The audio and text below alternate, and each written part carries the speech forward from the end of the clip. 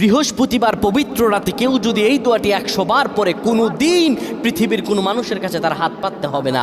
পৃথিবীর সব কিছু তার পায়ের নিচে আল্লাহ হাজির করে দিবেন। দারিদ্রতা থেকে মুক্তি দান করবেন, বিপদ আপদ থেকে মুক্তি দান করবেন, তার সম্মানকে সুউচ্চতা দান করবেন, অসুস্থতা থেকে দূরে রাখবেন। আল্লাহর অশেষ দয়া ও রহম তাকে দান করে দিবেন। সুবহানাল্লাহ। বৃহস্পতিবার রাত এটি গুরুত্বপূর্ণ রাত। এই রাত সপ্তাহে একদিন আসে। আরবিতে রাত আগে আসে, দিন পরে আসে। সুতরাং বৃহস্পতিবারের যে দিন গিয়ে রাত, এটি বৃহস্পতিবার রাত নয়, এটি শুক্রবারের রাত, এটি জুমাবারের রাত, এটি দোয়া কবুলের রাত, আল্লাহর কাছাকাছি হওয়ার রাত। সুবহানাল্লাহ। এই বৃহস্পতিবার রাত আল্লাহ তাআলা বান্দার দোয়া কবুল করেন।